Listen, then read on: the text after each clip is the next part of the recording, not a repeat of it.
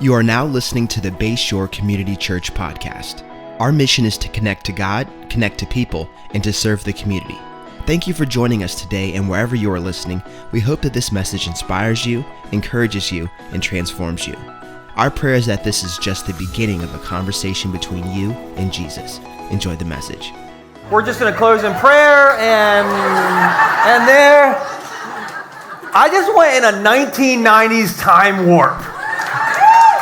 I feel like I'm watching Home Improvement, eating like Big League Chew bubble gum, and listening to, is that Whitney Houston? Yes. Yes. All the Gen Zers in the room were like, who? What? Huh? Not 80s, not 90s. I don't know what it is. Man, that was awesome. Can you just give it up for our band for just crushing it this morning? I don't know how we go from like worship to Whitney, but you know, it's good. I liked it. It was fun. Hey, I know you all think I'm like normally hyper. I got an extra hour of sleep last night, y'all. And so, are you ready for it? Right side. Are you guys ready for it? My right side? Overflow. Are you ready for it? Overflow. Listen, you know Overflow didn't get an extra hour of sleep. They just showed up to church a second ago, okay? Just kidding. Love you, Overflow. Online family didn't even try to like get here, all right? They were just like, we watched the Phillies all week, too late. We're going to the online church this morning, honey. But I want to give a shout out online to John and Kim right now. John and Kim are normally like in this section right now, but they're suffering right now because they're on some beach somewhere in Mexico, okay? So, but John and Kim said that they will be watching, and so I thought on three we could just all say to John and Kim, who are in Mexico, we're so happy for you. All right, just like, we're so happy for you. On three for John and Kim. 1, 2, 3. We're so happy for you. All right, perfect. All right, I know what you guys are thinking. I can see the confusion on your face. Overflow, I can see through the back wall. I can see your confusion. You're thinking, I know what a porcupine is. I know what dancing is. Now, some of you, I didn't say you know how to dance. I just saw an example. Some of y'all, listen, I've seen some of you at a wedding doing the electric slide. That is not dancing, all right? You look like you're getting electrocuted, all right? So anyway, but you're thinking, what's a porcupine dance? Who's thinking it? Raise your hand if you're like wondering, what is the porcupine dance? The rest of you, liar, liar, pants on fire, all right? So let me explain the porcupine dance. When I was growing up, my dad did not give me the birds and the bees talk. My mother did. And if I could erase any memory from my life, it would be those 10 minutes, okay? But my dad did give me the porcupine dance talk. And so here's what he said. He was like, son, all relationships are like two porcupines dancing together. I was like, Dad, is this your version of the birds and the bees? Because I'm already uncomfortable, all right? That's what I am right now. He said, but think about it. All relationships are like two porcupines dancing together. They're just trying to get through the song without hurting each other. I'm like, you went to Woodstock, Dad? Does that happen? But if you think about it, relationships are like two porcupines dancing together, all right? Relationships aren't easy. You get out of sync sometimes. You step on each other's toes sometimes. Sometimes they want to stick a porcupine quill in your jugular. Hello? But when you get in rhythm, it's a beautiful thing, right? It's the porcupine dance.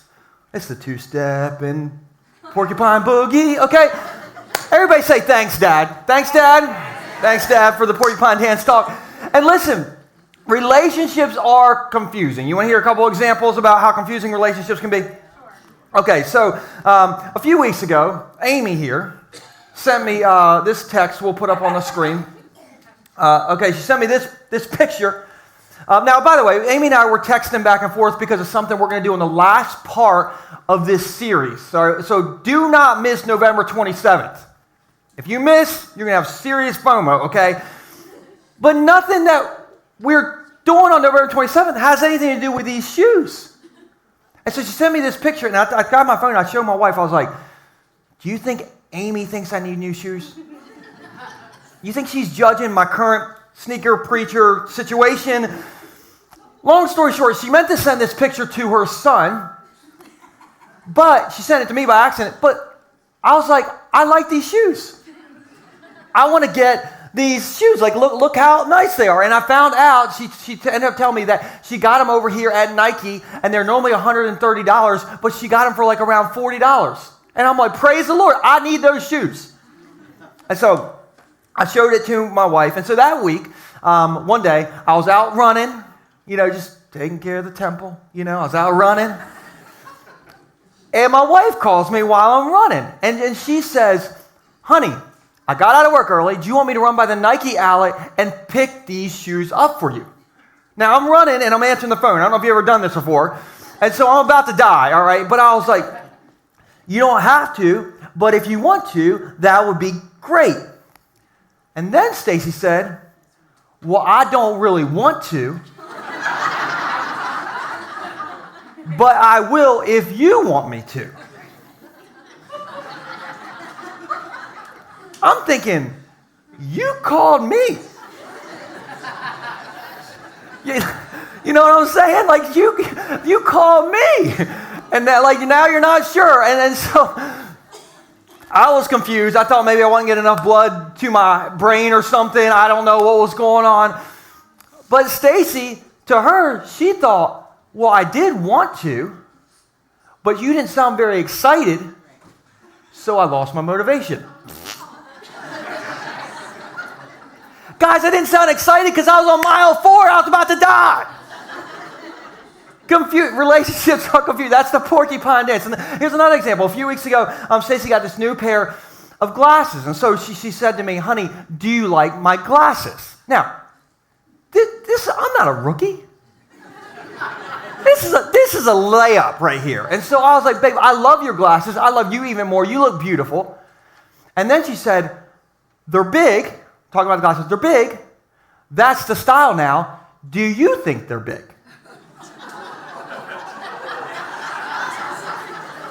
Now I'm confused, okay? So on one hand, she said they're big. She said the style is big now, right? Did you hear these words? And so it seems like you should say, okay, yes, they're big, but saying something about your boot thing is big, it can get you murdered sometimes. But I decided to take a risk, and I was like, they are big? No hesitation. She's like, oh, so you think they're too big? I'm like, no, I don't think they're too big. Unless you want me to say they're too big. What do you want me to say now? Just feed me the line. I will say whatever you want me to say. Everybody say the porcupine dance. Can you relate to this relationship madness? Can anybody relate to this? Oh my goodness, we are complicated people. Some of you more than others. Ladies, that's about you, okay? I'm not even going to mince words, all right? And so how do we dance better together? How do we get back in rhythm together? When we're porcupiney and we got like 2 left feet and we got 30,000 porcupine quills.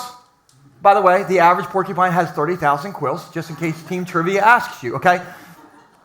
And so relationships aren't easy, and I'm a fellow struggler, and so hopefully today's talk and this series will help all of us. Now, quick disclaimer, I'm going to use a lot of marriage, like scenarios, stories, fun, but all these concepts are for everybody. Okay, so every single person. And so this will work for you if you're married. This will also work for you like from a parent to your kids, or from a kid to your parents. This will work, towards your boss, your friends, your family. If you're single, this will work for you. By the way, I always like to do this like once a quarter. If you're single, could you just raise your hand right now? And you're going to want to get in on this. If you're single, raise your hand, raise it up, and keep it up. Okay? Just now look around at each other. Once a quarter, you're welcome, all right? But whenever I talk about relationships, I want you to know this, single people. You don't need somebody to be somebody. You already are somebody because God says you are somebody. So hang with me, all of us today. I think this is going to be helpful. to all of us because we're all a little relationally porcupiney. We could all use some relationship freshening up. And here's why you want to like freshen up relationally. Because all the studies, all the research says that the quality of your life is determined by the quality of your friendships and the quality of your relationships. And so I want a good life.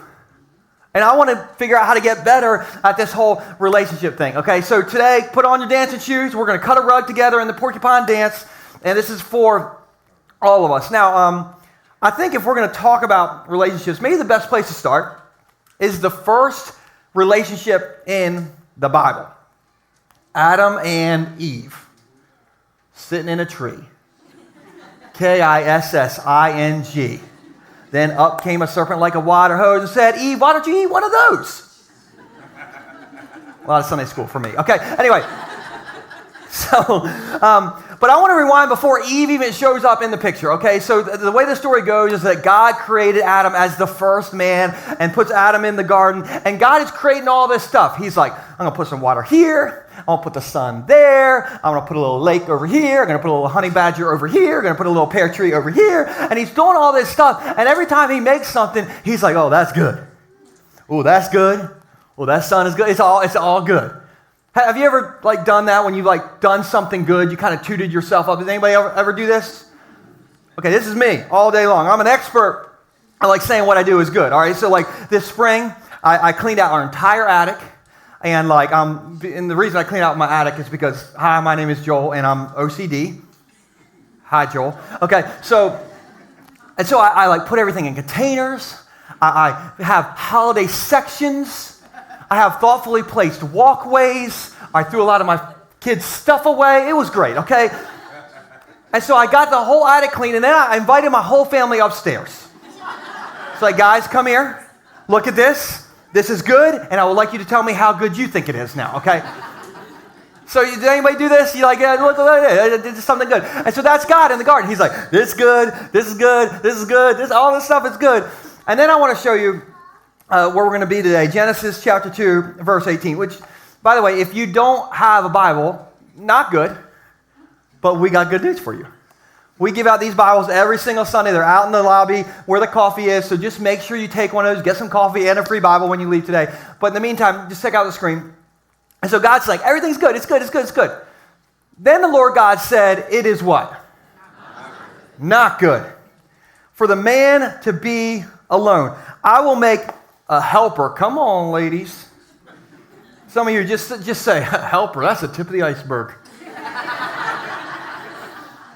I will make a helper who is just right for him. Now, the word helper here, it's an interesting word, and I don't think it totally catches what God is saying here, okay? So if you look at the original Hebrew, the word helper could mean rescuer. Hello, ladies. You can even go so far, I can't even believe I'm going to tell you this, but you can even go so far with that original Hebrew word help for helper to be interpreted as savior. I should have never told you all that, all right? We're in a lot of trouble, okay? But here's what I think God's getting at in this verse. I think God's getting at, we need each other. We need each other. Front rowers, you need those back rowers. Back rowers, you need some front rowers. Eagles fans, you need Cowboys fans because you need somebody to make fun of, okay? So, but we need each other because the reason we need each other is because God is in the garden. He's like, oh, it's good, it's good, it's good. And then when Adam is alone, that's the first thing he's like, oh, this is not good. I need to get my man somebody. Everybody needs somebody. And so being alone is not good. Now, what that means is if you're an introvert, like me, and you might not believe I'm an introvert. You see me out of this building, I am an introvert. I just want to cover my face. But if you are an introvert, you still need other people. If you like to be in nature all alone, all by myself, you still need other people. If you miss social distancing, hello. Some of you, 2020 was your year. But you still need other people. If you just went through a bad breakup and you're like, that's it, I'm not going to talk to anybody, I'm not going to date anybody again, I'm going to be a monk, I'm moving to Tibet. You still need other people because being alone is not good. And so I just got 2 questions for you today, and this is going to be for all of us to kind of cut a rug in the Porcupine dance. And again, this is, if you're single, some of you are single, you're already on the Bumble app, you're like, it's not good for me to be alone, okay? So just, come back to me, hang out with me, because these questions are for all of us. So the first question to ask is this: how do they receive love? So for people in your life, people that you care about, friends, family, kids, like, how do they receive love? Another way to ask this is, how do they receive appreciation? And this is a great question to ask about your spouse, a great question to ask about your kids, a great question to ask about your friends, a great question to ask about your boss. Come on, get that raise, buddy. How do they receive love? Now, last Sunday after church, my whole crew, we went over here to the neighborhood grill. Applebee's. There we go. 2 for $24. Come on, somebody. Our meal cost $46, though, because I have 2 kids. It was not $24. But we're sitting there, and Nixon, who is my 7-year-old, he's sitting right here. Nora, my 9-year-old, is here. My hot babe of a wife is sitting right across from me. And I had this thought. I thought, we should have a meaningful family conversation in the neighborhood grill. Because, listen, my kids are 7 and 9 now. We can have a meaningful family conversation when we're out, because I remember taking my kids right over here to the same exact Applebee's when they were newborn, all right, hello. And we would take them after church sometimes, which is right at their nap time. And parents, taking your kids to the neighborhood grill during their nap time is going to turn into the neighborhood nightmare. So I remember being in there. I remember Nora crying when she was a baby. I remember Nixon laying on the ground of the Applebee's, like flopping like a fish because his food hadn't come out yet, And people who don't have kids yet, they look at you like, my kid will never do that. You wait. You wait. Anyway, that was when they were little, but I'm like, okay, they're older now. Like, we can have a meaningful family conversation. So I said to everybody, I was like, all right, kids, all right, Stacey, I want you to tell me, how can I show you love? Like, how can I show you appreciation? Good question, right? I didn't get what I was looking for, okay? Because right away, my kids go off. They're like, Daddy, how can you show me love? You can give me your money. You can take me to Shall We Bounce today. You're going to let me order anything I want off of this menu. You can let my friends come over all weekend, every weekend. You're not going to give me a bedtime anymore. I don't have to clean Mr. Nibble's cage anymore. I would like more money than you're currently giving me, okay? Can I order anything I want off this menu? You're writing this stuff down, right, Dad? You're paying for our lunch, right, Dad? And I'm like, the wheels are coming off. And Stacy's like, yeah, all those things are the same for me too, okay? But I have picked up on some things that my kids and my wife, what shows them love and appreciation. Like, for instance, my boy Nixon, all he wants is for you to sit and listen to him talk. That's all he wants. And he talks literally all the time. And in fact, wherever he's homesick right now, I'm sure he's talking right now. But his love language is just sit and listen to me talk. My daughter Nora, she talks. Once every 7 months, she talks. She doesn't want me to sit and listen to her talk, but if I bring her home like a gift, if I bring her home a donut, she will be like, thank you, Daddy. And I'm like, you do talk. But she loves that. My wife, her love language is touch, so she just likes me to rub her back, like every single night. She has this whole routine, like she gets closer to me on the couch, and I'm like, But then she starts like doing this thing with her shoulders. I'm like, I know what you're doing, okay? I will rub your back. But listen, how do they receive love? How do they receive affection? And just a heads up, you're naturally going to want to show them love and affection the way that you receive love and affection.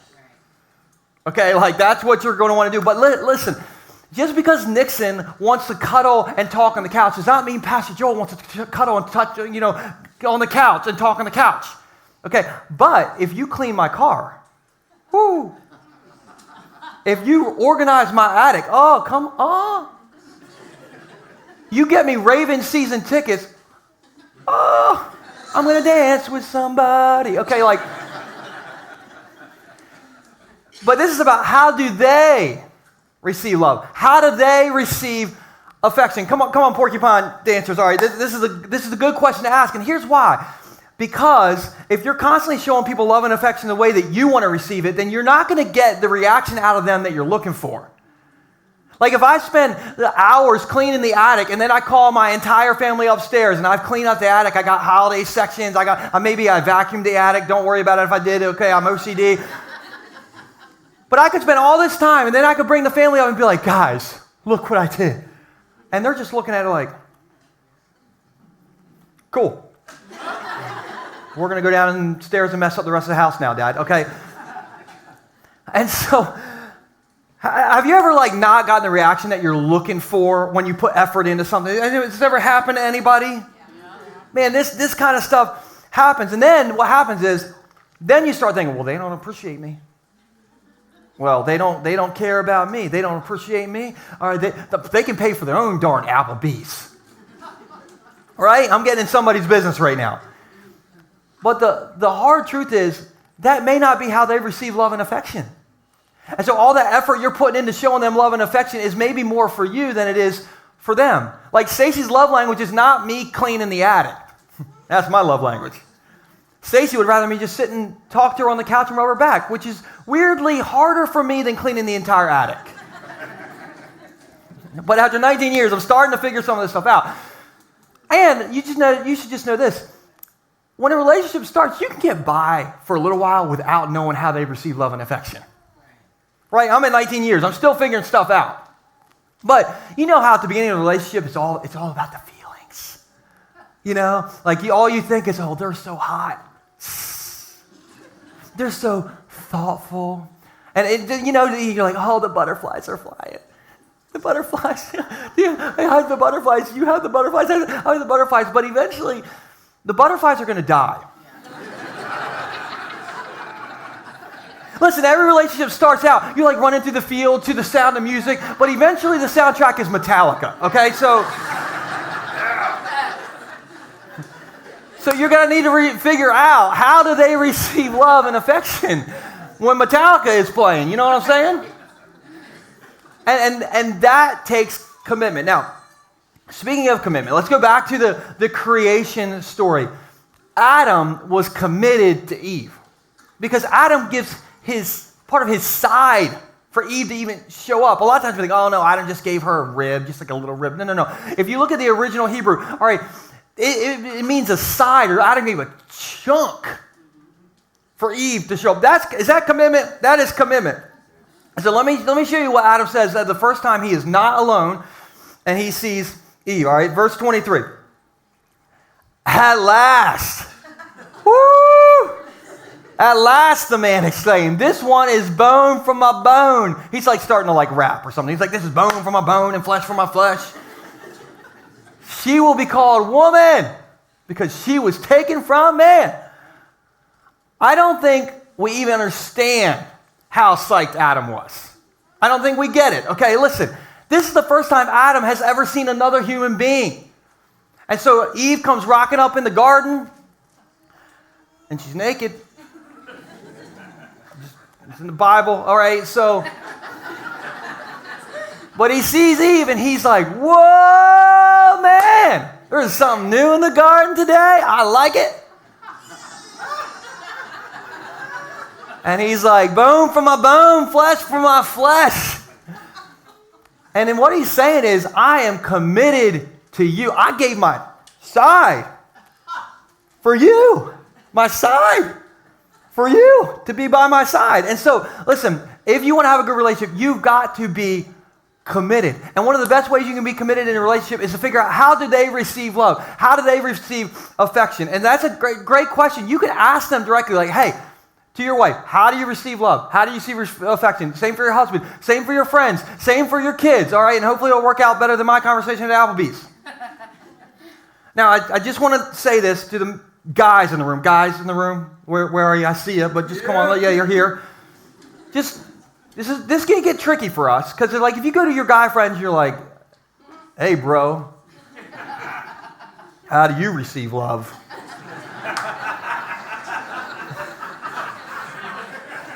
They may say, I receive love by you never asking me that question ever again. So you might just want to say, like, hey, like, how do you, like, what can I be there for you for? Like, is there anything I can do for you? Like, I'll do that and just grunt, like, ugh.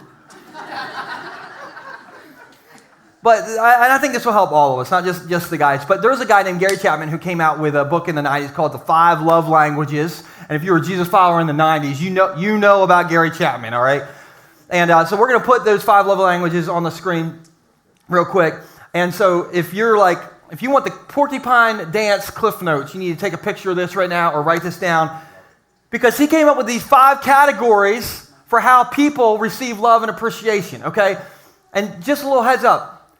You know, everybody is like 1 or 2 main love languages. Unless you're my wife, she thinks she's all 5 love languages.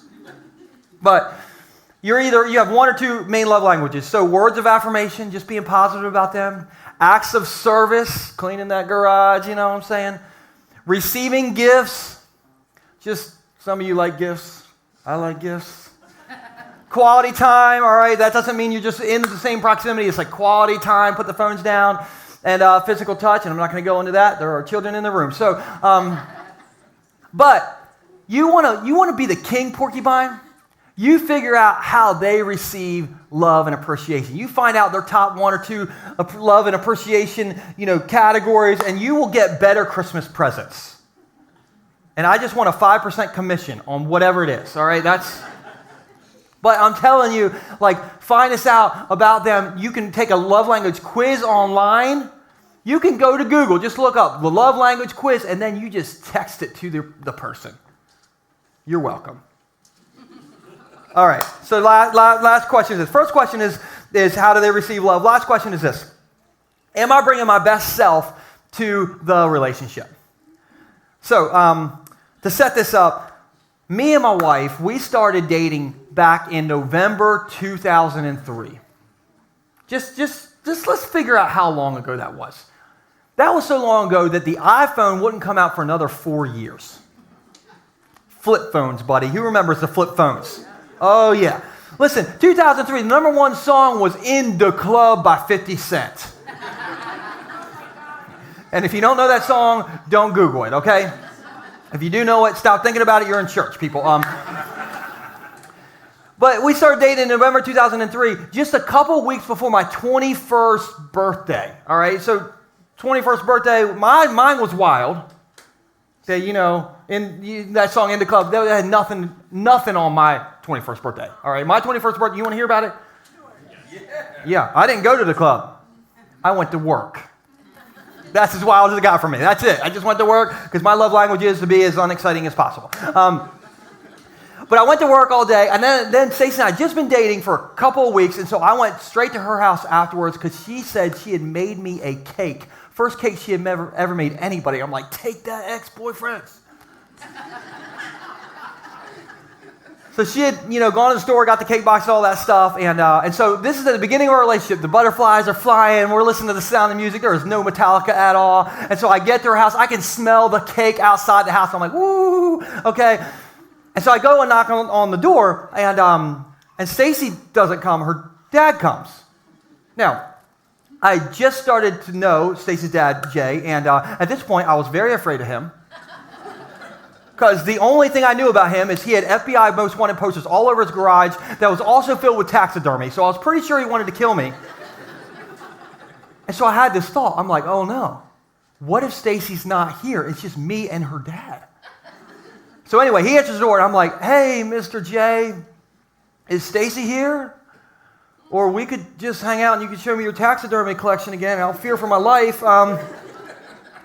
And he's like, well, come on in, Joel. He's like, Stacy's not here right now. She's making you this cake. And she had to run back to the store. And then he started laughing to himself. He's like,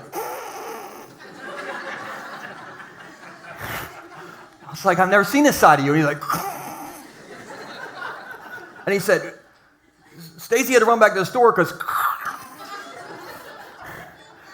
she thought since there was icing on the cake on the front of the cake box,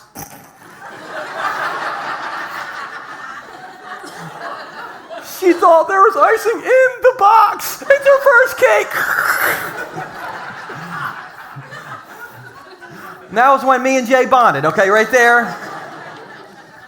But Stacy wanted that cake to be so perfect for me and she forgot the icing, and she's probably going to make me taxidermy for telling this story, but she wanted to go back to the grocery store to make sure she got icing to make my first cake perfect, and it was perfect. That's what you do at first in a relationship, right?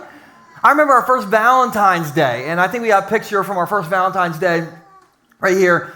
This is, nope, not, it's coming. It might be coming. There it is. This is us, 2004, Valentine's Day, February 2004. And we dressed up like that to have Valentine's Day at home. Because I made spaghetti, homemade spaghetti for our first Valentine's Day because I'm clueless. And my mom actually took a picture of us eating the spaghetti, which, by the way, if your mom's taking the picture, #fail. Hey, Mom, can you take our picture? Anyway, I'm sure Stacey's like, I thought he was joking when he said he was making spaghetti. Anyway, she's here Metallica in this picture just a little bit. She's starting to figure it out. But we dressed up like this to stay at home for the first Valentine's Day. And then, have you ever noticed that we tend to bring our best self at the start of the relationship? Like on your first date, you don't pull up in the driveway and beat the horn hurry up. No, you wait till you're married to make that mistake, right? Your first kid, you strap them in their car seat perfectly. You make sure you can only fit one finger in there. It's tight enough. Your second kid, you just put them back there and say, hey, snap it in yourself.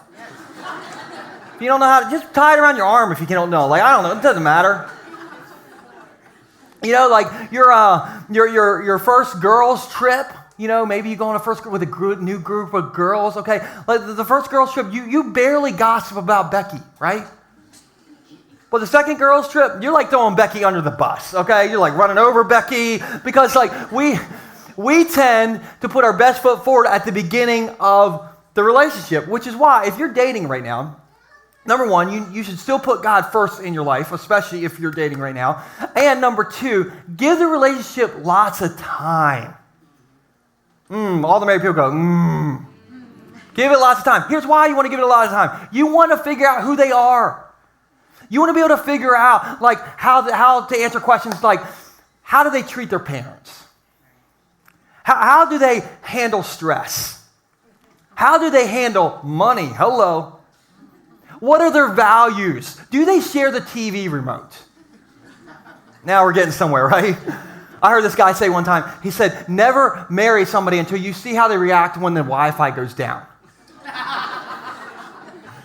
I would fail that test right there. I would fail it. But what are you doing? You're trying to figure out who they really are. And what you're trying to get at is, are they going to be a giver in the relationship, or are they going to just be a taker in the relationship? Or are they going to be like your teammate, or are they going to think they're LeBron James? Just give me the ball, I'm everything. I'm a superstar. Listen, you don't want to marry LeBron James.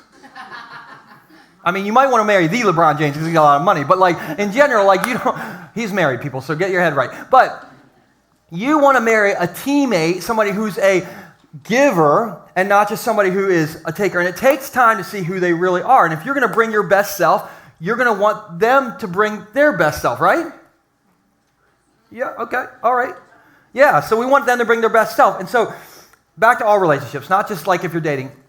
Here's a great question to ask as a spouse, as a parent, as a friend, is this, and we'll put it on the screen. Am I continuing to bring my best self?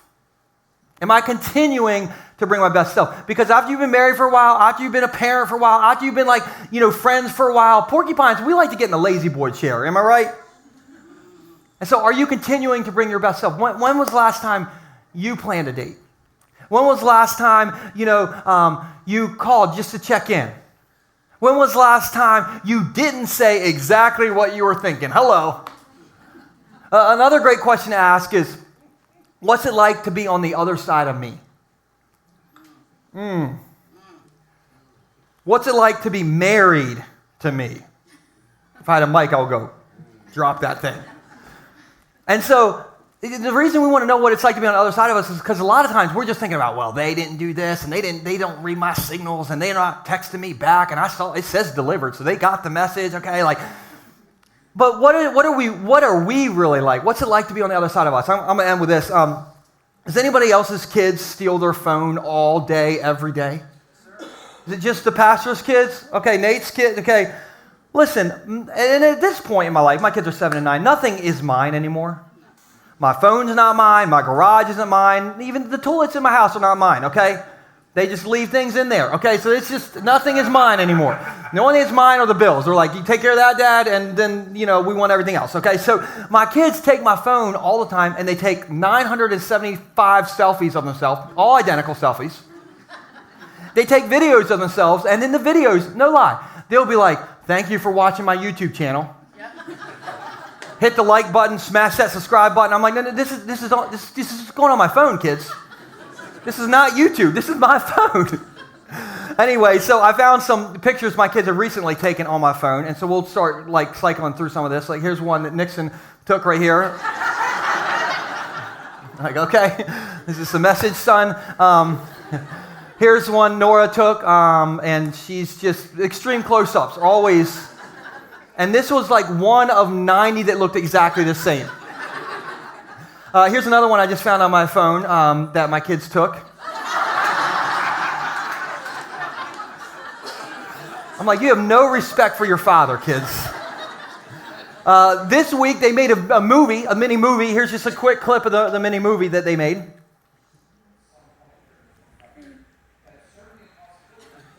Go. Man, he crazy.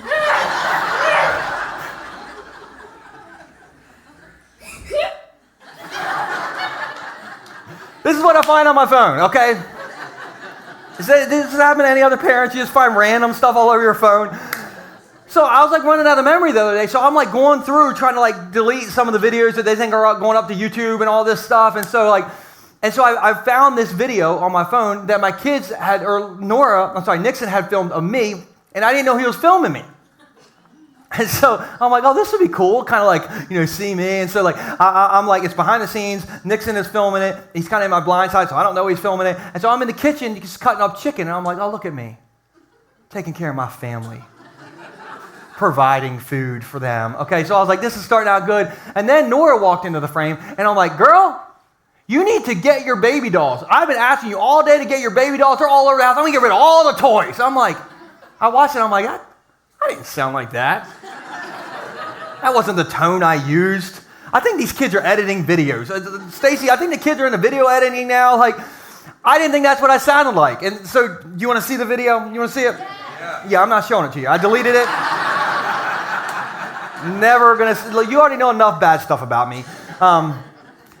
But that was kind of eye-opening for me. And kind of knowing what it's like to be on the other side of us helps us know what we need to delete out of our lives, what we need to delete about ourselves. And so what's it like to be on the other side of me? What's it like to live with me? What's it like to be my friend? What's it like to watch a Ravens game with me? Hello. And how am I going to know how to show my family, my friends, my wife, my best side if I don't know what I'm really like? Because guys, wrapping this up, we're all porcupines. We all got 30,000 quills, all right? And you all who are Steelers fans know I've given you a couple quills over the years, right? And so I don't know about you, but I want to give my family, my friends, the people who are on our team here, I want to give them my best self. And so to do that, we need to know who we really are. I don't want to ever take the people that I love the most for granted. And so I got 2 questions for you guys that we went through today. We're going to put them on the screen so they're together. And so I just want you to take a picture of this, write it down, whatever. But how do they receive love? And am I bringing my best self to the relationship? How do they receive love? And am I bringing my best self to the relationship? Can you guys, this week, can you do this? Ask these questions? Yeah, okay. I ain't going to do therapy for all y'all, so listen, this is the therapy, all right? But am I bringing my best self, and how do they receive love? And if you're going to do this for me this week, just do a dab for me. That's the best dancing we can do. Come on, dab for me. Okay, that sounds good. Let me pray for you guys. God, I'm very thankful that you have given us grace in relationships, and there's so much relationship advice that we can get just out of the beginning of the Bible where Adam is created, and he's alone, and you're like, oh, it's not good. And so God, you put people in our lives. You put You have put some great friends in my life. You put a great wife in my life. You put great family members in my life, great team members here at the church in my life. And so, God, I know the value of surrounding ourselves with people who help make us better. And so, God, I just pray that you will help make us better in those relationships. Help us to know, like, how do they receive love? How do they receive affection?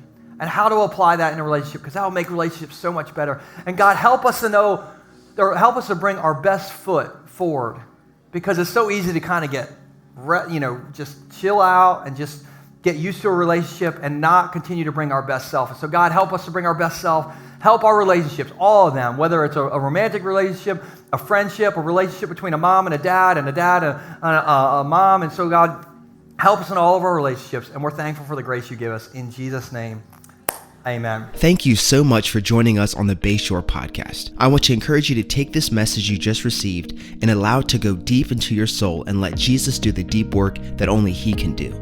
A special thanks to everyone that gives generously to Bayshore. It's because of you that this ministry is possible, creating life change all over the world. You can be a part of spreading the message around the world by going to bayshore.online and clicking Give. For all things Bayshore, visit bayshore.online to find out what your next step may be. You can subscribe right here and share this podcast with your friends and family. Thank you again for listening. God bless you.